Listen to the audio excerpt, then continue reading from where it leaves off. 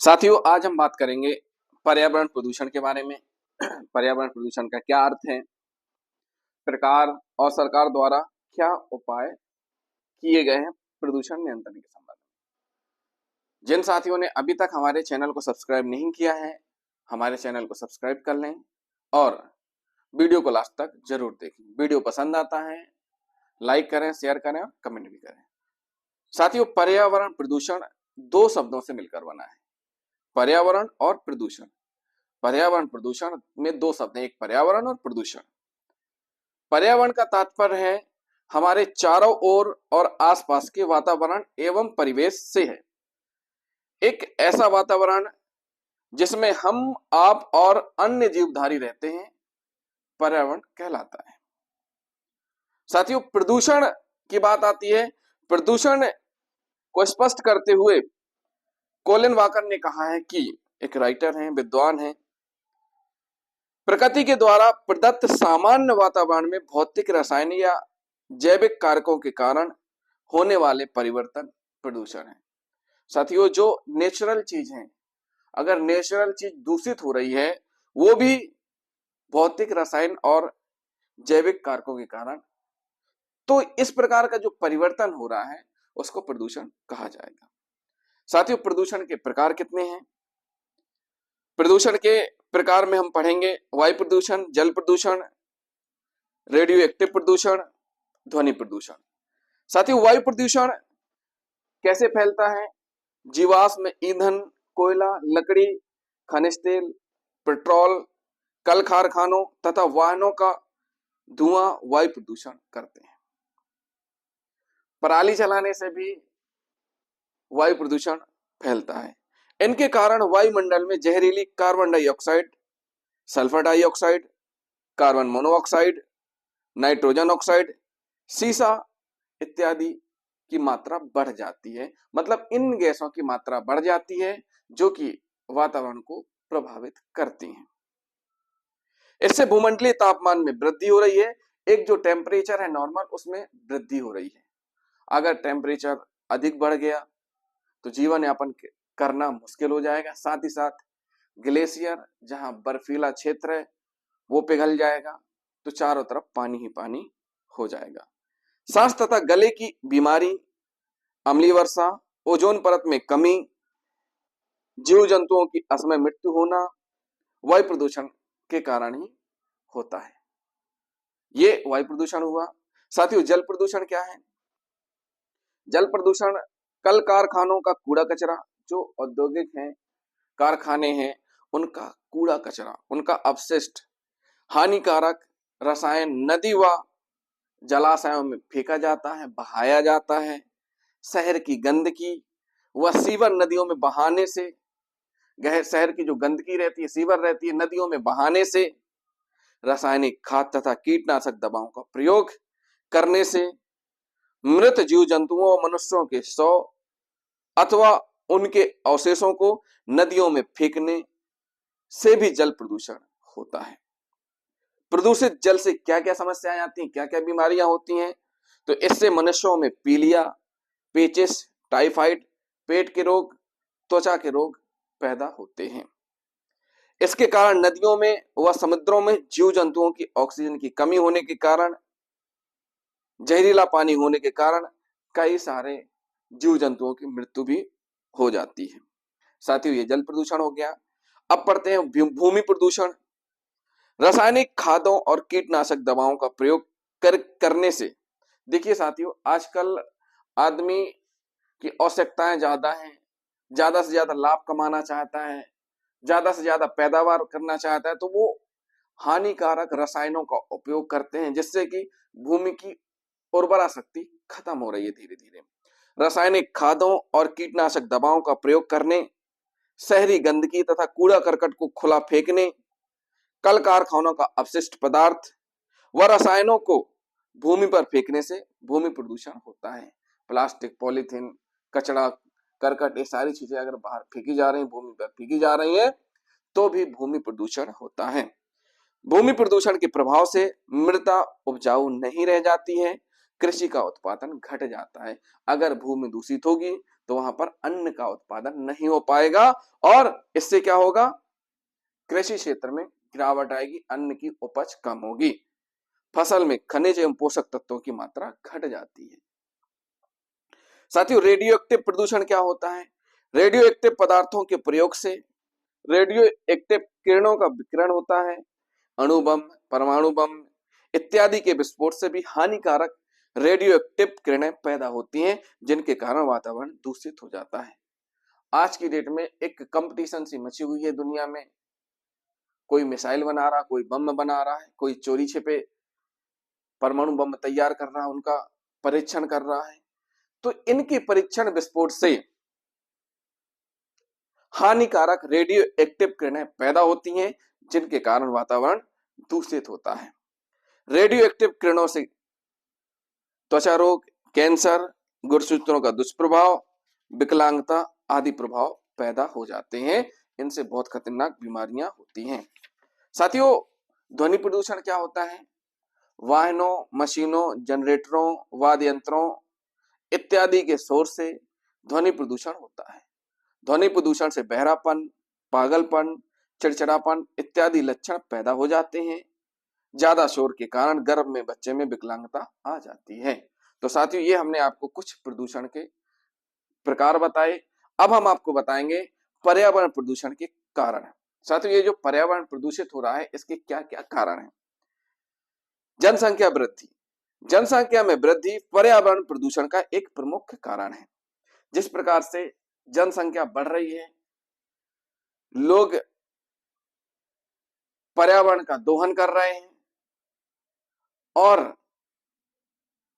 आसपास के पर्यावरण को नष्ट कर रहे हैं, उससे पर्यावरण का संतुलन बिगड़ रहा है। जनसंख्या में वृद्धि एक पर्यावरण प्रदूषण का सबसे प्रमुख कारण है। परिणाम स्वरूप, जनसंख्या वृद्धि के परिणाम स्वरूप जहां एक और प्राकृतिक स्रोतों के त्वरित विदोहन से इनका तेजी से ह्रास होता है, वहीं दूसरी ओर झील तथा नदियों में औद्योगिक अपजल जीवों तथा विघटित प्रदूषक तत्वों जैसे घरों का कचरा, कूड़ा करकट तथा लकड़ी एवं कोयले को ईंधन के रूप में जलाने से उत्पन्न धुएं से भी वातावरण में प्रदूषण फैलता है।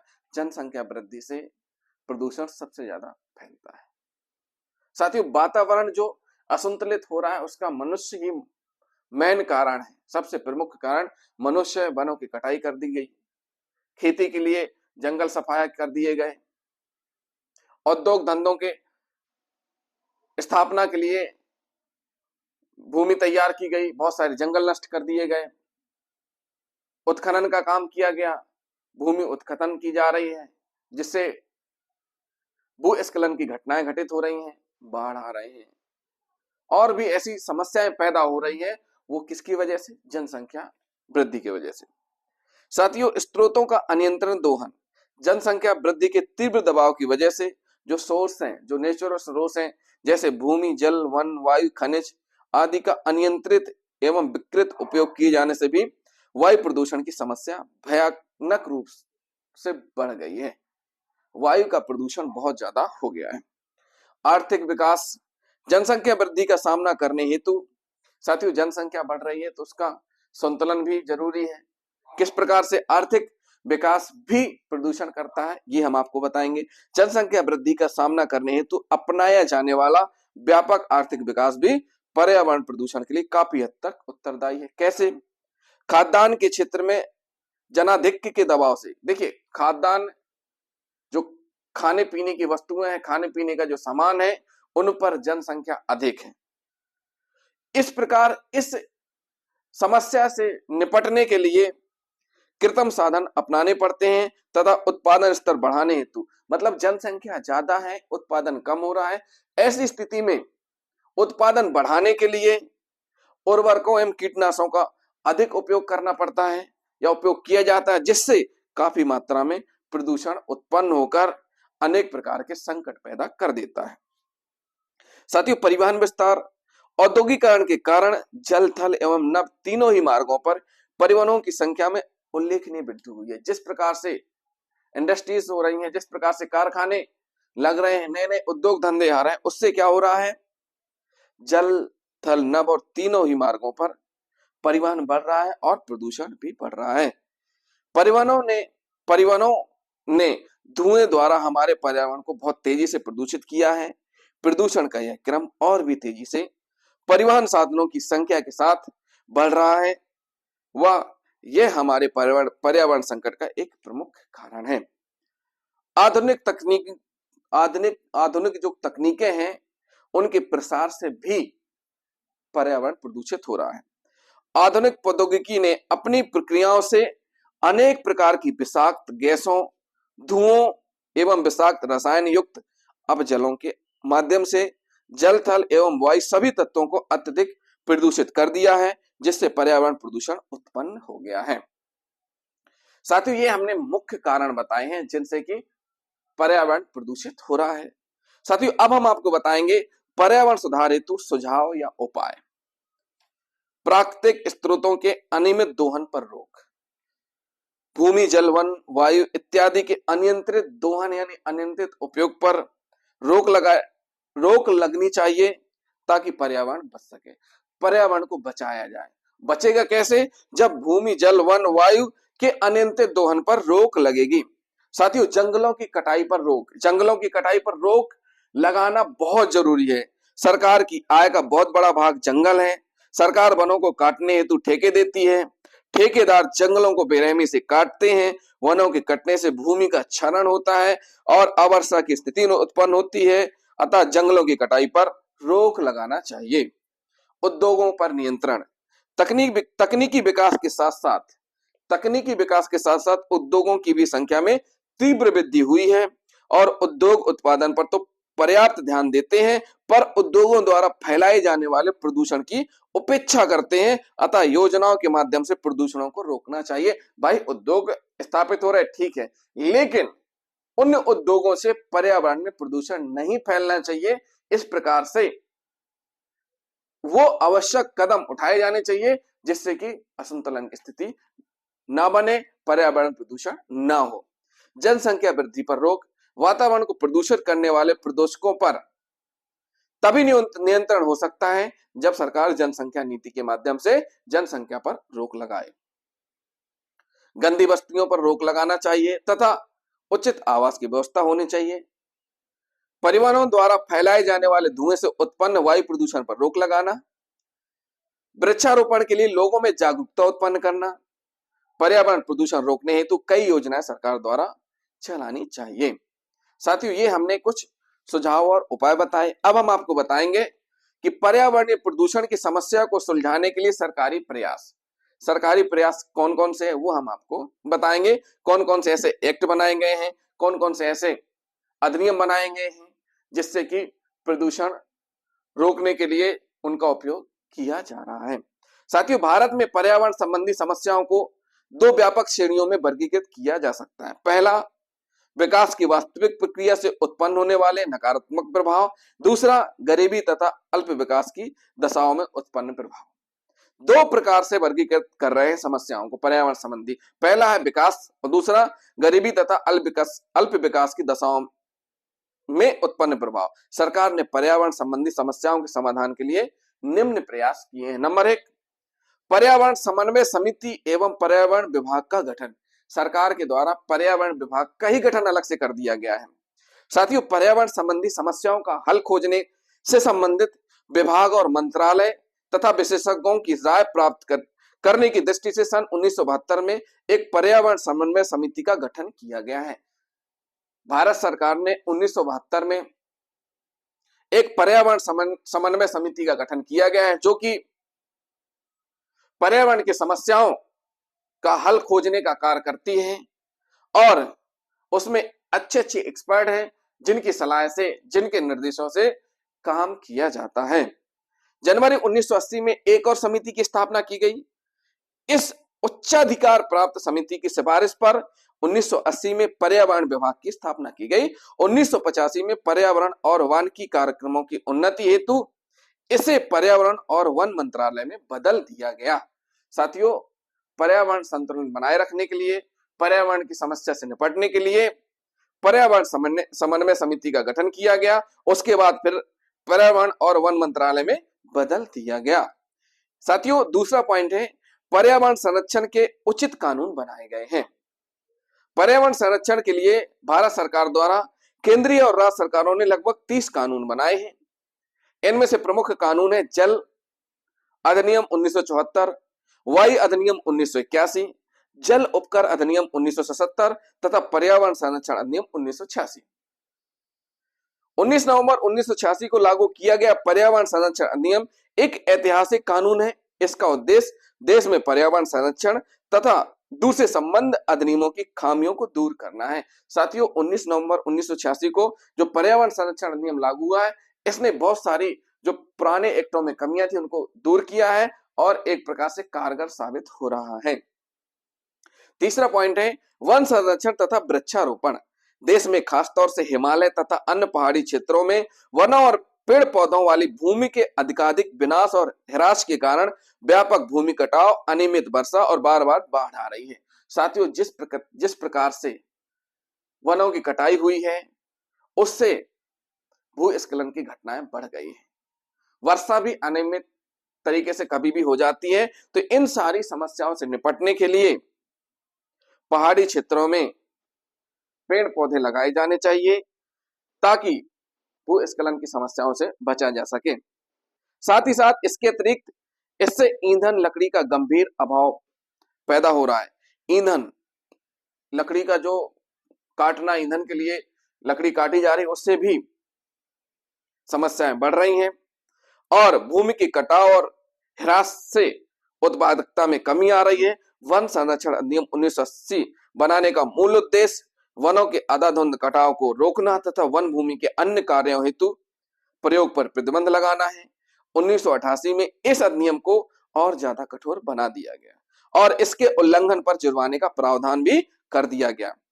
वनारोपण को प्रोत्साहन देने के उद्देश्य से 1985 में राष्ट्रीय प्रतिभूमि विकास बोर्ड कायम किया गया। इसका उद्देश्य जन सहयोग लेकर ईंधन और चारे के लिए हर वर्ष 50 लाख हेक्टेयर प्रति भूमि में पौधे उगाना था। साथियों, चौथा पॉइंट है संशोधित राष्ट्रीय वन नीति। राष्ट्रीय वन नीति 1952 में अपनाई गई। राष्ट्रीय वन नीति कब अपनाई गई? 1952 में, 1952 में, जिसका उद्देश्य देश के कुल भूमि के 1/3 भाग पर वन क्षेत्र को लाना, यानी जो टोटल भूमि है उसके 1/3 भाग पर वन क्षेत्र लाना। परंतु विभिन्न कारणों से यह लक्ष्य हासिल नहीं किया जा सका था। वनों की कटाई का सिलसिला जारी रहा। इससे वन नीति पर पुनः विचार करना जरूरी हो गया। राज्यों, विशेषज्ञों तथा सभी संबंधी एजेंसियों के साथ व्यापक विचार विमर्श के पश्चात संशोधित राष्ट्रीय वन नीति को अंतिम रूप दिया गया। नई वन नीति की प्रमुख विशेषताएं इस तरह से, नई जो वन नीति है उसकी कौन कौन सी विशेषताएं ये हम आपको बताएंगे। पारिस्थितिकी संतुलन को बहाल करने तथा उसके संरक्षण के जरिए पर्यावरण की स्थिरता को बनाए रखना, बाकी प्राकृतिक वनों के संरक्षण तथा आने वाली पीढ़ियों के लाभ के लिए विशाल आनुवंशिकी संसाधनों की सुरक्षा के माध्यम से देश की प्राकृतिक धरोहर का संरक्षण करना, लोगों की बुनियादी आवश्यकताओं को पूरा करना, विशेषकर ग्रामीण तथा जनजातीय लोगों के लिए ईंधन, चारे तथा इमारती लकड़ी को छोटी छोटी जरूरतों तथा अन्य लोगों और वनों के बीच अभिन्न संबंध को बनाए रखना तथा इस उद्देश्य के लिए उनके पारस्परिक अधिकारों की रक्षा करना तथा वन संबंधी कुछ रियायतें देना। साथियों, ये कुछ विशेषताएं थी वन संशोधित राष्ट्रीय वन नीति की जो हमने आपको बताई। पांचवा है वन्य जीवन संरक्षण। वन्य जीवन सुरक्षा अधिनियम 1972 में संशोधन किया गया है। इसके अनुसार उन प्रजातियों के व्यापार पर प्रतिबंध लगा दिया गया है जिनके अस्तित्व हेतु अब खतरा पैदा हो गया है। ऐसी प्रजातियां जो विलुप्त होने की कगार पर हैं, उनके व्यापार पर रोक लगा दी गई है। उनसे प्राप्त चीजों के व्यापार पर भी पाबंदी लगा दी गई है। साथियों, छठवां पॉइंट है जीव जंतुओं का संरक्षण। जीव जंतुओं तथा वनस्पतियों के संरक्षण हेतु एक कार्यक्रम तथा विशेष परिस्थिति की प्रणाली भी कायम की गई है।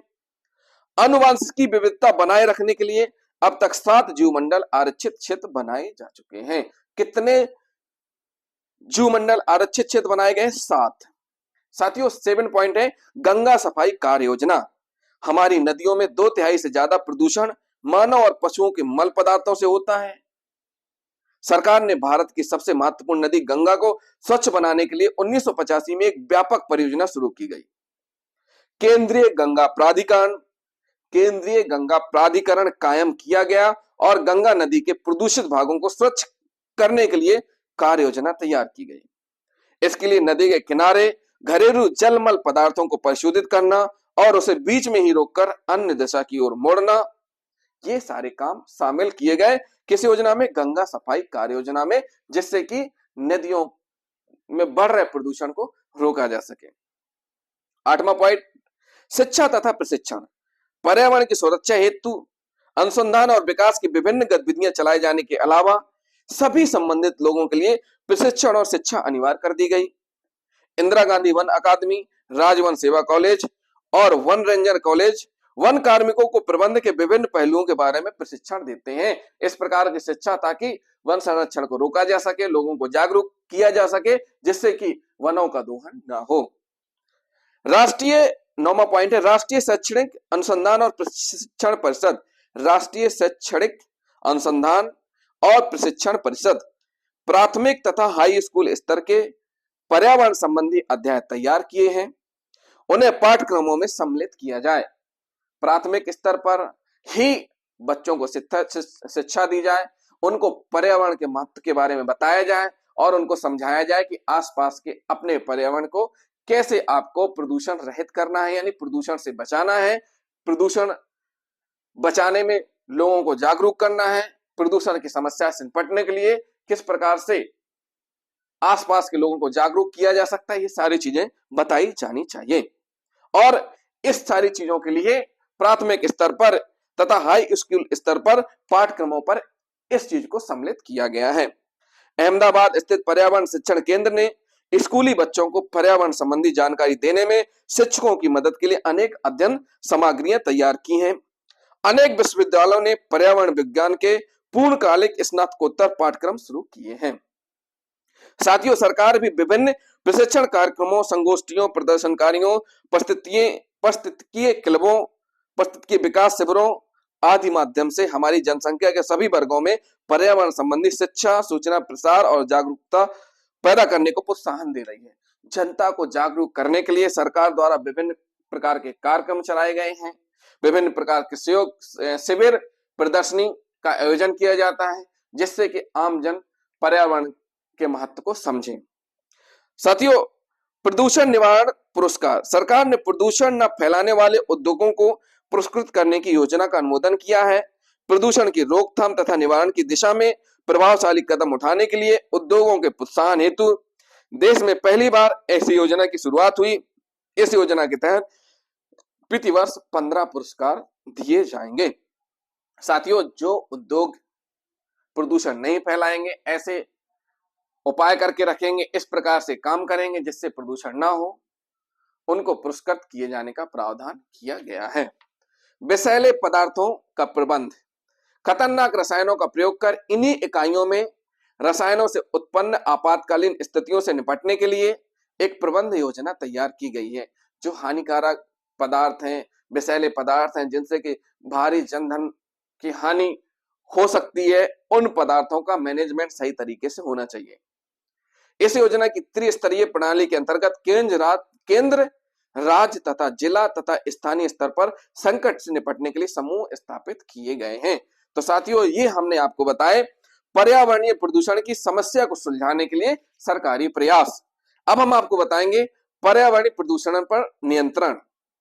प्रदूषण की समस्या पर विचार करने से यह स्पष्ट हो गया है कि यह एक गंभीर समस्या है।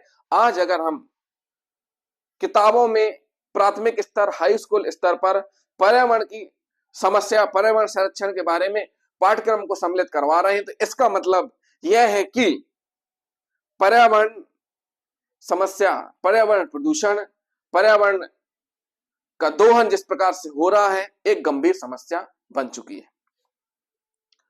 इसके विकराल रूप धारण करने से मानव मात्र तो क्या, पूरी सृष्टि के अस्तित्व को खतरा हो सकता है। यह इसलिए जरूरी है क्योंकि इससे पूरी सृष्टि को खतरा हो सकता है। समस्त जीवधारियों, मनुष्य के अलावा समस्त जीवधारियों को भी खतरा हो सकता है। इस स्थिति में बढ़ते हुए पर्यावरणीय प्रदूषण को नियंत्रण करना अत्यंत आवश्यक है। यह सत्य है कि प्रदूषण का मुख्यतम स्रोत औद्योगिक संस्थान है, परंतु औद्योगिकीकरण के क्षेत्र में हम जितना आगे बढ़ चुके हैं उसमें पीछे कदम रखना संभव नहीं है। जिस प्रकार से जनसंख्या बढ़ रही है, जिस प्रकार से डेवलपमेंट हो रहा है, जिस प्रकार से उद्योग धंधों का विकास हो रहा है, अब अगर हम बैक में आना चाहें तो हम बैक में नहीं आ सकते हैं। अगर हम चाहें कि हम फिर से आदिकाल में पहुंच जाएं तो उस स्थिति में नहीं पहुंच सकते हैं। आदिकाल में पहुंचना तो दूर, आज के डिजिटल युग में सभी के पास मोबाइल है। अगर किसी व्यक्ति से मोबाइल छोड़ने को कहा जाए तो वो 1 घंटे बिना मोबाइल के रह नहीं सकता। तो फिर तो यहां बात पहले के लिए हो रही है, आदिकाल में कोई नहीं जा सकता है, यानी कि बैक में नहीं जा सकता है। तो फिर यहां क्या जरूरत है?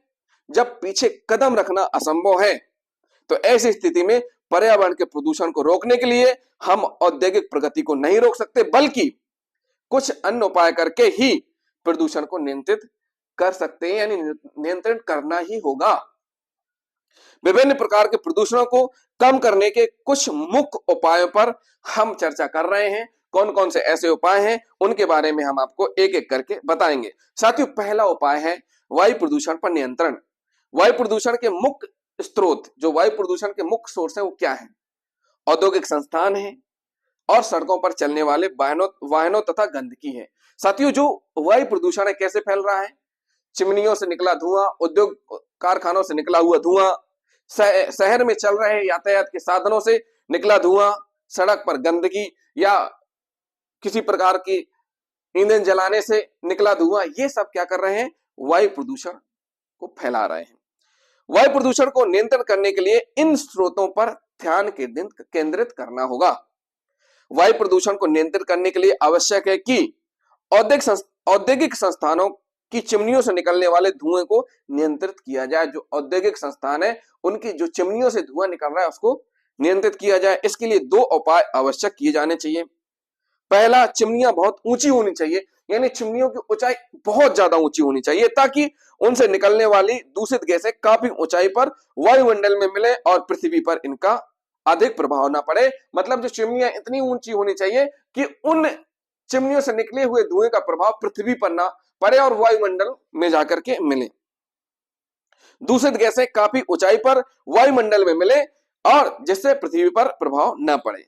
दूसरा उपाय यह किया जाना चाहिए कि औद्योगिक संस्थानों की चिमनियों में बहुत उत्तम प्रकार के छन्ने लगाए जाने चाहिए। इन छन्नों द्वारा व्यर्थ यानी वेस्ट गैसों में से सभी प्रकार के कण छनकर भीतर ही रह जाएंगे। केवल गर्म हवा एवं कुछ गैसें ही वायुमंडल में निष्कासित हो जाएं। मतलब जो चिमनियां हैं, चिमनियों में इस प्रकार के फिल्टर यूज किए जाएं ताकि हानिकारक जो भी गैसें हैं वो बाहर ना आ पाए। केवल क्या आए? गर्म हवा और कुछ गैसें ही बाहर आए। साथियों, इसके अतिरिक्त औद्योगिक संस्थानों के अंदर श्रमिकों को स्थानीय प्रदूषण से बचाने के लिए सभी संभव उपाय किए जाने चाहिए। इसके लिए इस प्रकार की व्यवस्था होनी चाहिए जिससे कि वहां कार्य कर रहे कर्मचारियों में किसी प्रकार की बीमारी न फैले और उनको प्रदूषण की समस्या का सामना न करना पड़े। ऑक्सीजन की कृत्रिम व्यवस्था भी आवश्यक रूप से होनी चाहिए। औद्योगिक संस्थानों के विकेंद्रीकरण से वायु प्रदूषण को नियंत्रण किया जा सकता है। साथियों, ये पहला पॉइंट हो गया, वायु प्रदूषण पर नियंत्रण कैसे किया जा सकता है, ये हमने आपको बताया। साथ ही साथ जो वाहन प्रदूषण फैला रहे हैं, 15 वर्ष से अधिक हो गए हैं, उनका प्रचलन ना हो। साथियों, आज के समय में प्रदूषण को रोकने के लिए इलेक्ट्रिक वाहन, गैस वाले वाहन, इनका प्रयोग ज्यादा हो रहा है जिससे कि प्रदूषण को रोका जा सके। अब बात कर लेते हैं जल प्रदूषण पर नियंत्रण। साथियों, वायु प्रदूषण के ही समान जल प्रदूषण के भी मुख्य स्रोत औद्योगिक संस्थान ही है। साथियों, जिस प्रकार से वायु प्रदूषण फैलाने का मेन कारण औद्योगिक संस्थान है, उसी प्रकार जल को भी दूषित कौन कर रहे हैं? औद्योगिक संस्थान। जल प्रदूषण को नियंत्रण करने के लिए भी औद्योगिक संस्थानों की गतिविधियों को नियंत्रित करना होगा। औद्योगिक संस्थानों में ऐसी व्यवस्था करनी चाहिए कि कम से कम व्यर्थ पदार्थ बाहर निकले। जो भी औद्योगिक संस्थान है उनसे वेस्टेज कम से कम बाहर निकले और बाहर निकाले जाए तथा निकलने वाले जो वेस्टेज पदार्थ हैं एवं जल को अपचारित करके ही निकाला जाए, यानी उनको फिल्टर करके ही निकाला जाए। इसके अतिरिक्त नगरीय कूड़े करकट को भी जैसे तैसे नष्ट कर देना चाहिए तथा जल स्रोतों में मिलने से रोकना चाहिए। जो जल के सोर्स हैं उनमें ना तो औद्योगिक इंडस्ट्रीज का वेस्टेज आकर के मिले, ना ही शहर का कूड़ा कचरा सीवर आकर के उनमें मिलने से रोकना चाहिए। जहां तक घरेलू जल मल का प्रश्न है, इसकी भी कई वैकल्पिक व्यवस्था करनी चाहिए। इससे गैस एवं खाद बनाने की अलग से व्यवस्था होनी चाहिए। इस प्रकार से जल प्रदूषण को भी रोका जा सकता है। अब बात कर लेते हैं ध्वनि प्रदूषण पर नियंत्रण। साथियों, ध्वनि प्रदूषण को नियंत्रित करने के लिए भी विशेष उपाय किए जाने चाहिए। जहां तक संभव हो वाहनों की हॉर्न अनावश्यक रूप से न बजाए जाए। कल कारखानों में जहां जहां संभव हो मशीनों में साइलेंसर लगाए जाए। सार्वजनिक रूप से लाउड स्पीकरों आदि के इस्तेमाल को नियंत्रित किया जाना चाहिए। घरों में भी रेडियो, टीवी आदि की ध्वनि को नियंत्रित रखा जाना चाहिए। औद्योगिक संस्थानों में छुट्टी आदि के लिए बजने वाले उच्च ध्वनि के सायरन न लगाए जाएं। इन उपायों एवं सावधानियों को अपनाकर काफी हद तक ध्वनि प्रदूषण से बचा जा सकता है। साथियों, हमने आपको पर्यावरण प्रदूषण पर नियंत्रण कैसे किया जा सकता है ये अभी हमने आपको बताया। अब हम कंक्लूजन में हम कह सकते हैं इन सारी चीजों को, जिस प्रकार से प्रदूषण बढ़ रहा है, सरकार द्वारा क्या उपाय किए जा रहे हैं और कौन कौन से ऐसे सुझाव हैं और कौन कौन से ऐसे तरीके जिनसे हम कम कर सकते हैं प्रदूषण को, लास्ट में हम आपको बताएंगे कंक्लूजन। पर्यावरण के क्षेत्र में किए गए प्रयासों के परिणाम अब सामने आने लगे।